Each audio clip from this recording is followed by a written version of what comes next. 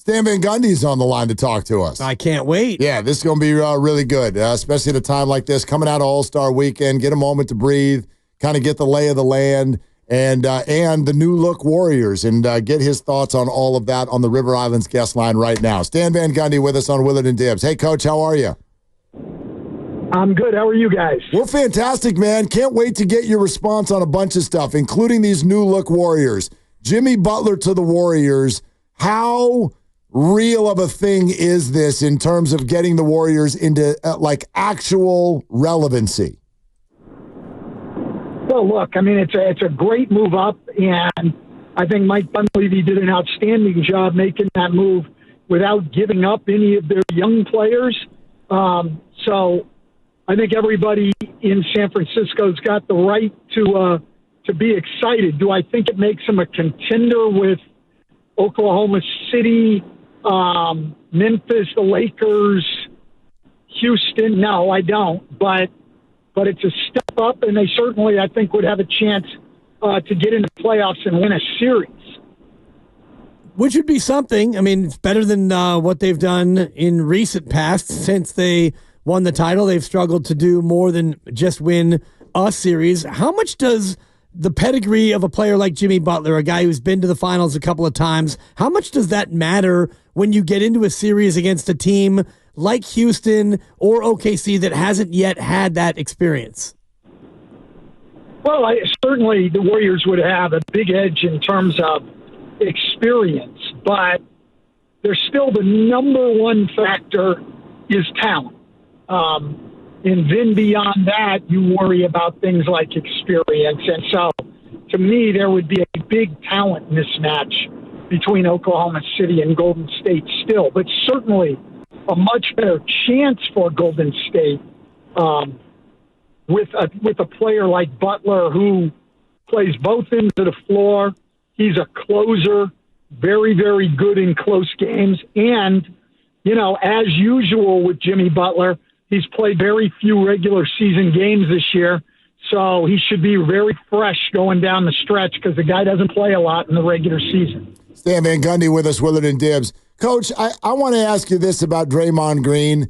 It's certainly nothing new to the Warriors, but I wonder, in your experience as a coach, what is it like to handle a player like that who's willing to publicly say anything? I mean, over the weekend, we literally they're going to win a championship. He has already been offered the head coaching job with the Warriors. He thinks the NBA is now boring. He said the new All-Star format is an absolute zero. Rising stars shouldn't be there. I mean, he said all of this in one weekend. What is that like for a locker room and a coach? Well, look, the first thing is, right, when you have a guy like Draymond Green, let's not focus first and foremost on what he says, but first and foremost on what he does. And he's one of the great competitors in this league over the last decade plus. And so virtually any coach in this league would welcome having Draymond Green. And look, I mean, a guy going out and expressing confidence in his own team, that's a good thing, especially with a young team like the Warriors. Now you have those young guys looking and saying, wow, a guy who's won multiple championships believes we've got what it takes to do things. So I think all of that stuff is a positive. Now, his thoughts on the All-Star game and the league and things like that, you know, those are his, and he has every right to them, and he's a smart guy, and he's been around a long time. I personally think that, you know, what started with a lot of us, myself included, as what we thought was legitimate criticism we've spent way too much time beating up on the game. The game is in good shape. It's a good game to watch. Our product is good. Doesn't mean things can't be improved, but because there are things that can be improved, we've gone to the point of a lot of people, both players, coaches, analysts, everybody sort of beating up on the league, and I think that's unfortunate. And I do think part of it's hyperbole, Coach, but I look at the numbers, and 42.1% of all shots this year are three-point shots. Is that something that the league needs to address? Do they need to make the three-point shot more difficult to encourage players to have to do something other than drive and kick? Well, look, I personally would like us to get back to a game where there was more movement, where there were more plays trying to be finished at the rim against good defense. I think those are the most exciting plays in the game, and I would like to see more diversity of playing style. But what has happened, and I think as people talk about, wow, all they're doing is shooting threes. Okay, there's a lot of threes going up, but why is that? The skill level of players has gone so far up, and there's so many guys who can shoot threes successfully, efficiently. That's why it's gone up, because the players are better. They're more skilled. So let's at least at the same time appreciate that. And let's appreciate this. The league, Adam Silver and the front office, they have always looked at how they can better the product on the floor. They've looked at it consistently, whether it's replay, whether it was back defensive rules, hand checking. We went in and penalized the take foul in the open floor, so we get these exciting guys like Giannis and LeBron. You can't just stop the break. They're always looking for ways to improve. So we've got a great product. The player skill level's never been higher, and we've got a league office that we can count on to study ways to make this great product even better. But they're not going to rush into things. The thing I think could help, but again, I'm talking about it off the top of my head, and Adam Silver and his people study these things over and over. I would love to just see the arc stay at 23-9 all the way around, which would eliminate the corner three-point shot, the closest one. It would mean there would be no advantage to standing two guys in the corners, which virtually every team does on every possession now. And so what are you going to do with those two guys if there's no advantage to them standing in the corner, where they're going to have to be involved in your offense, moving, cutting, screening, coming off screens, things like that? I think we could improve the game in that way. It would obviously decrease three-point attempts. So I would love to see that at least studied, looked at in the G League, whatever that would amount to as far as research. But again, I really do trust the people in the league office that they are continually looking for ways to make the game better. Stan Van Gundy, longtime coach, analyst, NBA with us here, Willard and Dibs, 95.7 The Game. Coach, in your experience, is it realistic to really contend in the NBA when your core players have all had their 35th birthday?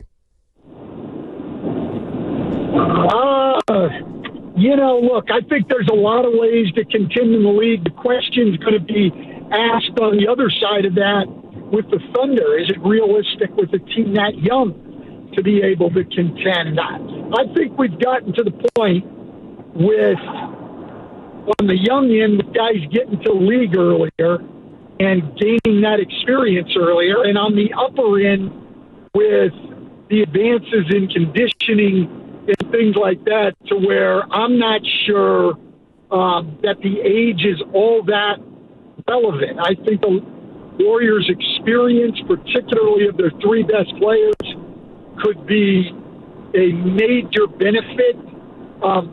Look, what gets harder as you get older, it doesn't take an analyst to look at that, is it gets harder to stay healthy. And staying healthy throughout the playoffs is a huge success. So if the Warriors can trot out there with Steph Curry and Jimmy Butler and Draymond Green every night, plus the majority of their young players, then they're going to be tough for anybody to beat. But if those guys are going to break down, then they're going to be eliminated early. You see what happened at the deadline with Luka being traded and Anthony Davis on the move and De'Aaron Fox to San Antonio and Jimmy Butler to Golden State. Did that surprise you that so many big names and all-stars, current and past, were on the move? Look, I have always said up until this trade deadline that nothing in the NBA shocks me, but the Luka Dončić trade shocked me. A 25-year-old superstar, I think easily one of the top 5 players in the NBA, to be traded at that age, coming off a trip to the NBA Finals for a guy who's a very, very good player, but 6 years older, that was shocking to me. I'm not sure any of the others by themselves really surprised me, but I think the sheer volume of recent All-Stars being traded certainly surprised me, and we've never seen anything like that. Brandon Ingram goes. I mean, a lot of guys who've been in All-Star games in the last 3 or 4 years getting traded at the break. Yeah, I think that was surprising, but the big one was Doncic to the Lakers.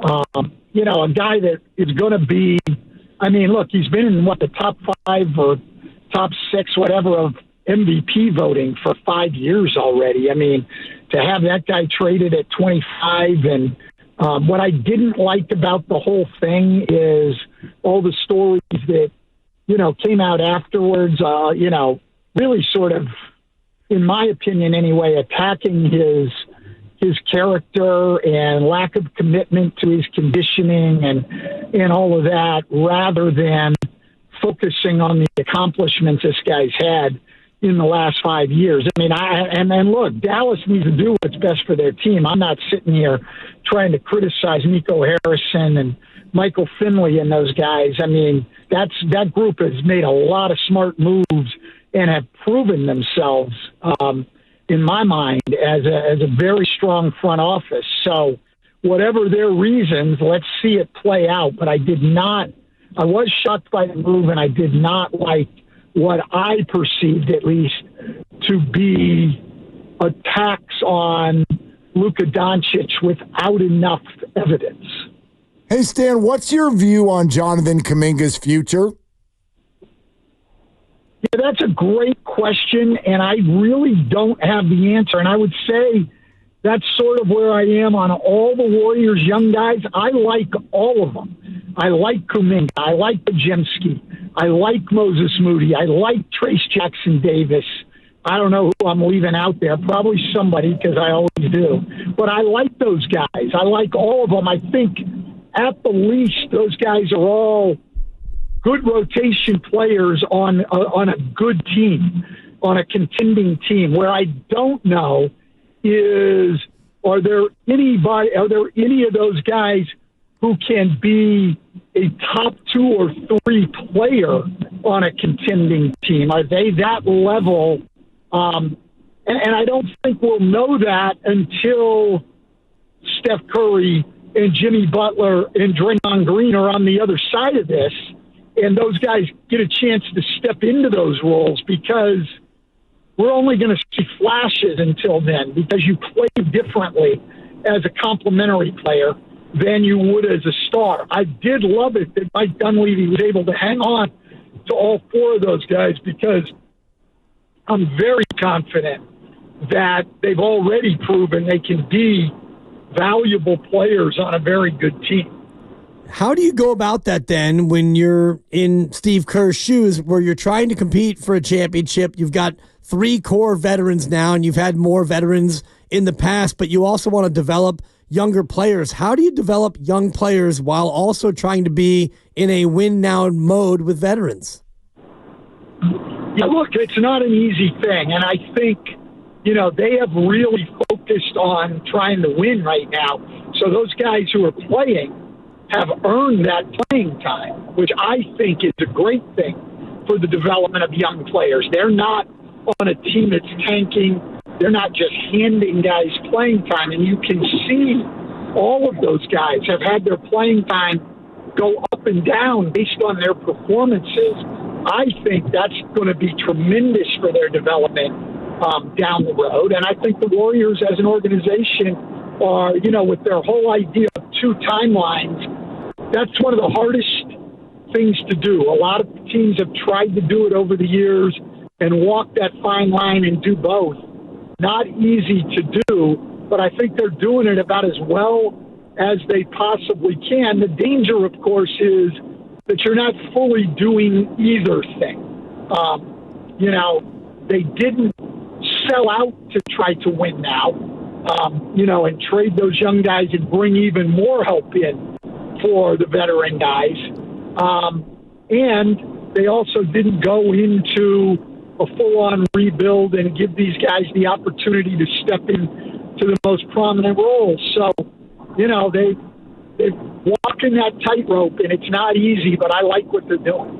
Hey, Coach, did you hear Draymond Green's comments this weekend? It's not the first time that he said it, that he's already been offered the Warriors job after he's done. Did you hear him say that?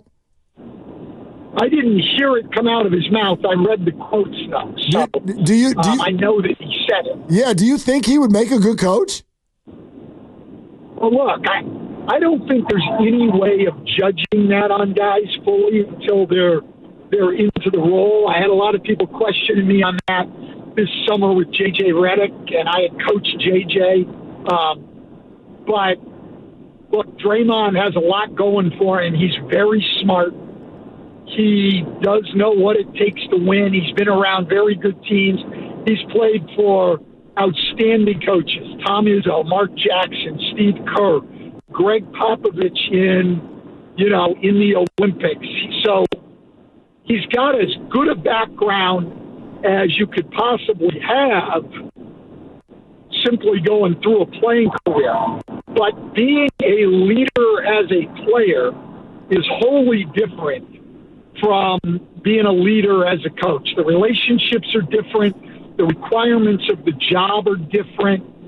And I think Draymond would probably have as good a chance as anyone from making the jump from player to head coach. But it's not an easy thing. It's not an easy thing for anybody. And I think it may be harder, quite honestly, to do it with the same team you've just played for than like J.J. Redick going to the L.A. Lakers. I think if Draymond were to do that, let's just say, I don't think Draymond's done playing, but let's just say it was next year. Now he's coaching a bunch of guys that he played with. To me, that would just add to the challenge. But I got a lot of respect for Draymond's knowledge of the game. I got a lot of respect for his competitiveness. And I think he'd have as good a chance as any. What's the hardest part about being an NBA coach? The hardest part is the other 29 guys are all trying to win too.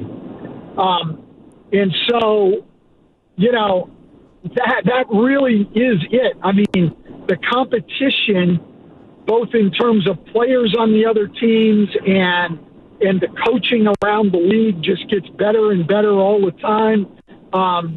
It's just difficult. You can be doing a great job and it not showing up in the win column because, you just don't have the players. To me, it's pretty easy to know what we're talking about. I mean, does anybody really believe that Steve Kerr is not as good a coach now as he was, 2 years ago, 3 years ago, 7 or 8 years ago? No, the rosters are different, and the teams he has to compete with are different. Steve Kerr is a great basketball coach. Competition's gotten stiffer, so he's not winning as many games as he did before. Mike Brown, who was with the Warriors and then in Sacramento, he was the only guy ever, unanimous coach of the year 2 years ago, and he's fired this year. What, did he get stupid all of a sudden? That's not what happens. The level of competition is the hardest thing. It's also the best thing. All of us are competitive as coaches, and the challenge of going out against the LeBron James and Steph Currys, and then the other coaches, the Greg Popoviches, the Eric Spoelstras, the Steve Kerrs, and trying to figure out a way to get a win that's what drives coaches, but it's also what makes it really, really difficult, because you can have the greatest defensive scheme in the world, and guys like LeBron James and Kevin Durant, they just make it look like you don't know what you're doing. So the level of competition is high, and I think you've got to realize that as you get into it, that I don't care how good you are, there's going to be a lot of tough moments. Stan Van Gundy with us, Willard and Dibs. Coach, before you go, you mentioned how special Steph Curry is there. I mean, it's like we're mindful of the fact he's about to turn 37, but he just won MVP of the All-Star game and was the de facto host of the whole thing. He's still as big of a name as there is out there. What does that say to you? What was your experience coaching against him, and how he might be even a little bit different than other stars? Well, look, I think Steph Curry and LeBron James are, they've been faces of this league for a long time. And, all those finals matchups, they've both been in the finals a lot of times, won championships, the whole thing. But to me, what sets those guys apart is how they've represented our league and the game. I mean, where are the scandals and the controversies with LeBron James and Steph Curry? I mean, these guys get it. They understand what it's all about. They're great competitors, but they understand. Steph Curry understood. You don't think Steph Curry at 37 years old would have liked to have kicked his feet up a little bit this weekend and relaxed, even playing in the game, but at least Friday night, Saturday, relax and things like that. But he understood the game's in my home city. I'm the face of the franchise. The NBA needs to improve this All-Star game product. I've got to step up and do my part.